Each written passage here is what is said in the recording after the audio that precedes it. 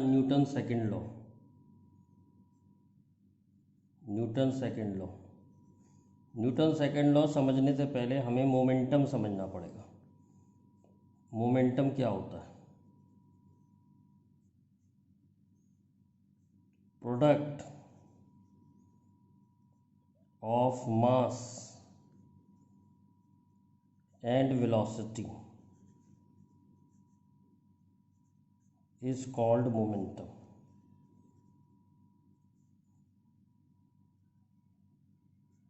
Product of mass and velocity is called momentum. Momentum जो होता है मास और वेलोसिटी का प्रोडक्ट होता है। It is a vector quantity, it is a vector quantity, direction same as velocity, direction same as velocity. तो momentum का formula होता है mv, और मोमेंटम का वही डायरेक्शन होता है जो वेलोसिटी का डायरेक्शन हो सकता है। ऐसे भी समझ सकते हैं, combine effect of mass and velocity, combine effect of mass and velocity is called momentum. Mass और वेलोसिटी का जो कंबाइन इफेक्ट है वो हमें मोमेंटम बताता है। तो मोमेंटम केवल उसी बॉडी में होगा जो चल रही होगी। तो न्यूटन सेकंड लॉ मोमेंटम से रिलेटेड है, इसलिए मोमेंटम के बारे में बताया है। यूनिट क्या होगी इसकी? यूनिट होगी किलोग्राम मीटर पर सेकेंड। यूनिट होगी किलोग्राम मीटर पर सेकेंड। मास की जगह किलोग्राम आ गया है, वेलोसिटी की जगह मीटर पर सेकेंड आ गया है। तो इसकी एसआई यूनिट जो है, ये एसआई यूनिट है, एसआई यूनिट होगी किलोग्राम मीटर पर सेकेंड। एक फार्मूला और भी बताए जाते हैं, जैसे मोमेंटम का फार्मूला पढ़ा है हमने mv, और काइनेटिक एनर्जी का फार्मूला पढ़ा है हाफ mv²। ये भी बहुत सारे न्यूमेरिकलों में काम आता है। तो मैं क्या करता हूँ, v की वैल्यू यहाँ से निकाल लेता हूँ। v की वैल्यू आएगी p/m, इसका स्क्वायर हो गया। तो काइनेटिक एनर्जी का फार्मूला आ रहा है हाफ p²/m। तो ये भी एक फॉर्मूला है, काइनेटिक और मोमेंटम को रिलेट करता है, काइनेटिक एनर्जी और मोमेंटम को। ऐसे ही मोमेंटम और काइनेटिक एनर्जी को रिलेट करने वाला ये भी फार्मूला आ जाएगा इसी से, p = √2mk। तो मोमेंटम का काइनेटिक एनर्जी के संग रिलेशन बता दिया, काइनेटिक एनर्जी का मोमेंटम के संग रिलेशन बता दिया, और मोमेंटम होता है product of mass and velocity. Newton second law, according to Newton second law, rate of change of momentum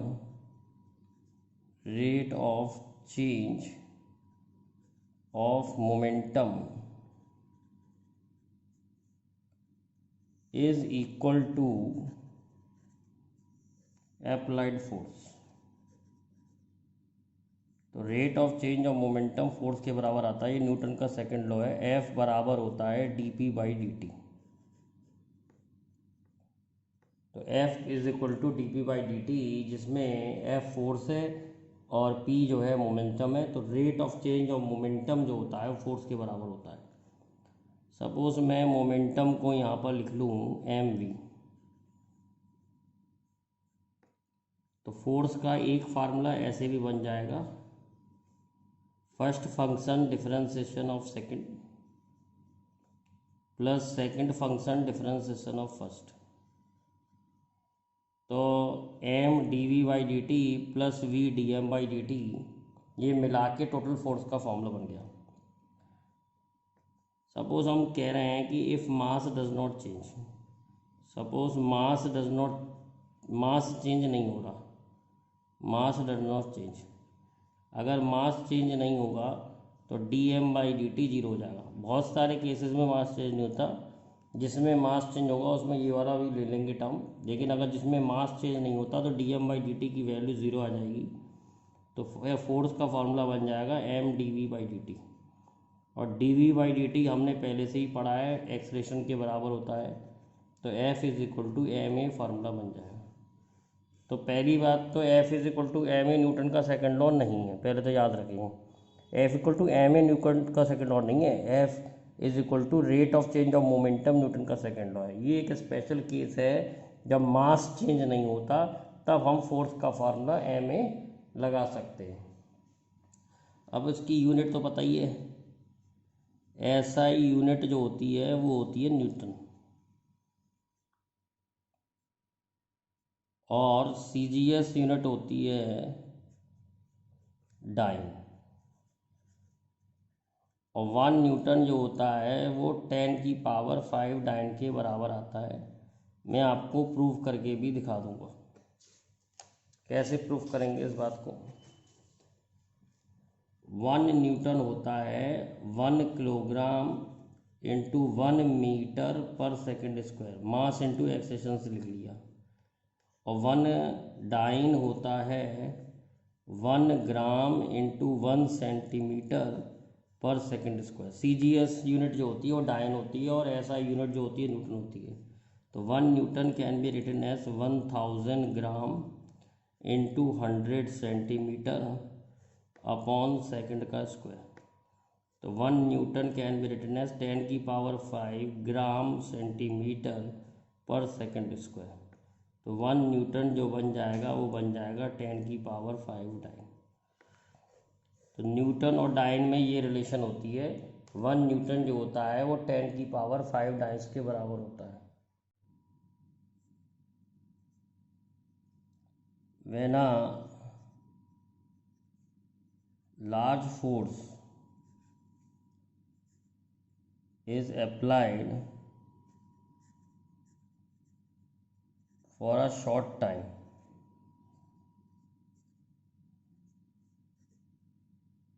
then impulse is measurable।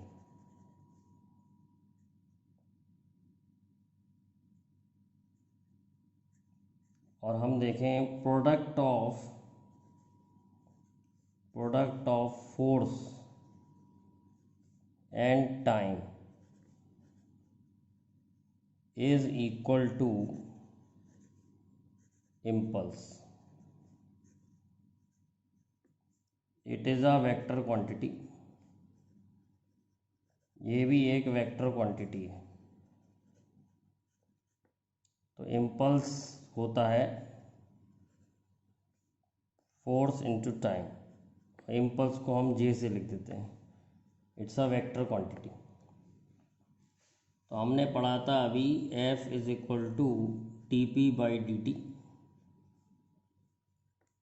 तो F इंटू dt =dp आ गया। अब हमने बोथ साइड इंटीग्रेट कर लिया। F dt =dp का integration. अब हम ये देख रहे हैं, मान लो फोर्स कांस्टेंट है, तो हम क्या करते हैं, फोर्स को कांस्टेंट मान लेते हैं, लिख लेते हैं average force into dt =dp। Integration कर लिया। शुरू में इनिशियल मोमेंटम p आई है, फाइनल मोमेंटम pf है t टाइम के बाद। तो F एवरेज इंटू टी, 0 से t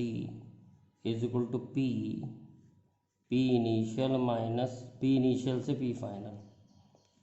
तो F average into time p final minus p initial, limit लगा दी। तो ये तो है impulse,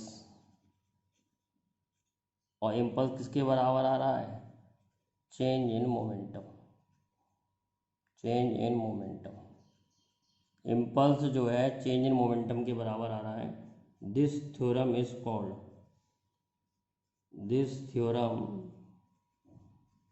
called impulse momentum theorem. Impulse जो होता है वो चेंज इन मोमेंटम के बराबर आता है। इस थ्योरम को हम कहते हैं इम्पल्स मोमेंटम थ्योरम। अब देखते हैं बेटा एप्लीकेशन ऑफ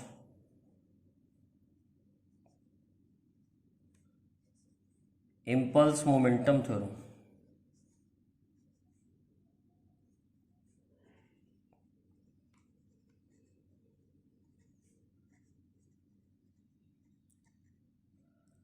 पहला एग्जांपल देखते हैं। When a player catches a ball,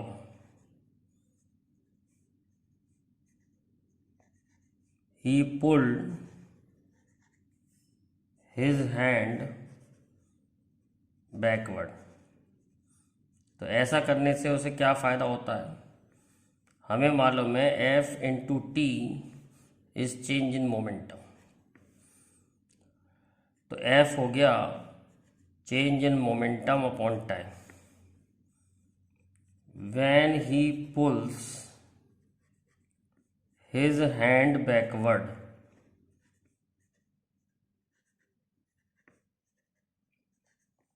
time of catch increases, time of catch increases,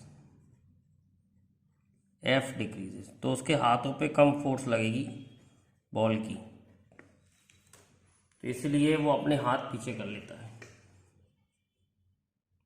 glassware, glassware मतलब ग्लास या कांच से बने सामान, comes in thermocol packing.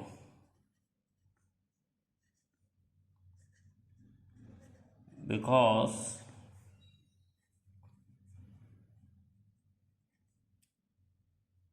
in thermocol packing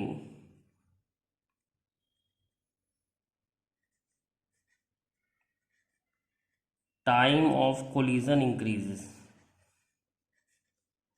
time of collision increases, force exerted will be less, force exerted will be less। सबके पीछे impulse momentum theorem ही है। Change in momentum fix है, अगर टाइम बढ़ा देंगे तो फोर्स कम लगेगी। It is easy to jump on sandy floor then on cemented floor. Same reason है, सीमेंटेड फ्लोर पे टाइम ऑफ कोलिजन जो होगा वो कम होगा तो चोट ज़्यादा लगेगी, फोर्स ज़्यादा लगेगी। लेकिन सैंडी फ्लोर पर वो अंदर तक घुसेगा तो टाइम ऑफ कोलिजन बढ़ जाएगा, टाइम ऑफ कोलिजन बढ़ने से फोर्स कम लगेगी।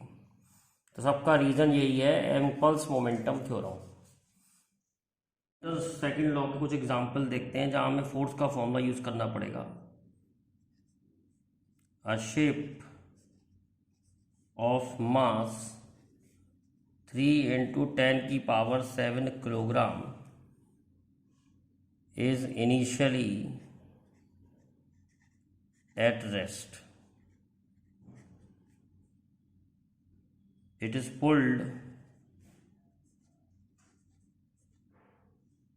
pulled by a distance 3 meter by means of a force 5 into 10 की power 4 Newton. Find speed attend by ship. तो बहुत सिंपल है, हमें फोर्स दे रखी है तो हम इसका एक्सेलेरेशन निकाल लेंगे। तो F बराबर m है, तो 5 इंटू 10 की पावर 4, 3 इंटू 10 की पावर 7 इंटू ए। तो ए आ गया 5/3 इंटू 10 की पावर -3। अब इस फोर्स की वजह से एक्सेशन हुआ है तो एक्सेशन आ गया। अब हम फॉर्मूला लगाएंगे v square is equal to u square plus 2as। तो v यहाँ स्क्वायर हमें निकालना है, u दिया है 0, 2 a की वैल्यू दी है 5/3 इंटू 10 की पावर -3 और s की वैल्यू दी है 3। 3 और 3 कैंसिल हो गया, तो v स्क्वायर आ गया 10 की पावर -2, v स्क्वायर आ गया 10 की पावर -2, तो v आ गया 10 की पावर -1 यानी कि 0.1 मीटर पर सेकेंड। देखते हैं a force produce an acceleration of 16 meter per second square in a body of mass 0.5 kilogram and an acceleration of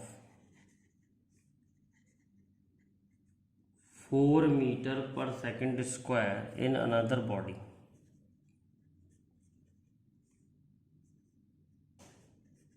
If both bodies are fastened together,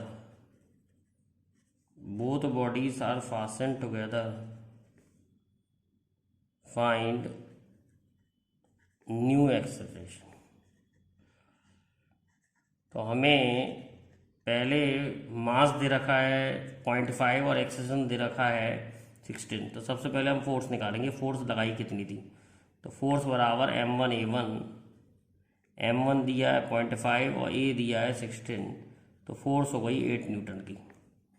अब ये फोर्स जो है सेकंड बॉडी में acceleration लेके आ रही है 4, तो फोर्स 8 है, सेकंड बॉडी का मास m2 है और एक्सेलेरेशन है 4, तो m2 की वैल्यू आ गई 2। अब इन दोनों बॉडी को टाई कर दिया तो कितनी एक्सेलेरेशन है, तो F is equal to m1 plus m2 into a. F है 8 न्यूटन, m1 था हमारा 0.5, m2 था 2 इंटू ए, तो ए की वैल्यू आ रही है 8/2.5। इसको सॉल्व करेंगे तो आंसर आ जाएगा 3.2 मीटर पर सेकेंड स्क्वायर। एक और क्वेश्चन देखते हैं। A body of mass 2 kilogram is dropped from a height 50 meter. It buries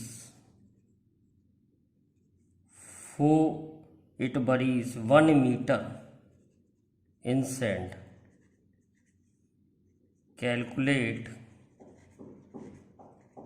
force exerted by sand. तो फोर्स के लिए हमको पहले फॉर्मूला लगाया हमने, फोर्स बराबर मास इंटू एक्सेलरेशन या रिटार्डेशन। तो फोर्स हमें मालूम नहीं है, m2 दिया है और रिटार्डेशन मालूम नहीं है। तो सबसे पहले हम रिटार्डेशन निकालेंगे, सैंड में कितना रिटार्डेशन होगा। तो सबसे पहले ये बताया है कि 50 मीटर हाइट से एक बॉडी को छोड़ा गया है। अगर हम किसी बॉडी को 50 मीटर से छोड़ेंगे तो उसकी क्या v होगी 50 metre per, v square is equal to u square plus 2gh। तो v square is equal to 2g10 और h 50, तो v स्क्वायर आ गया 1000। अब फाइनल वेलोसिटी 0 हो गई, जब ये सैंड के अंदर घुस गया तो फाइनल वेलोसिटी 0 हो गई। अब हम रिटार्डेशन निकालेंगे, तो दोबारा से लगाएंगे formula v square is equal to u square -2as। तो जो यहाँ v था वो अब u बन गया, तो u हो गया 1000, यू स्क्वायर 1000 हो गया। s की वैल्यू 1 है और v रुक गया, फाइनली वैल्यू 0 हो गई। तो रिटार्डेशन की वैल्यू आ रही है 500 मीटर पर सेकेंड स्क्वायर। तो f का फार्मूला हमने लिख लिया था 2 इंटू रिटार्डेशन, तो तो 2 × 500 इज इक्वल टू 1000 न्यूटन। तो इतनी फोर्स लगाएगी सैंड इसे रोकने के लिए।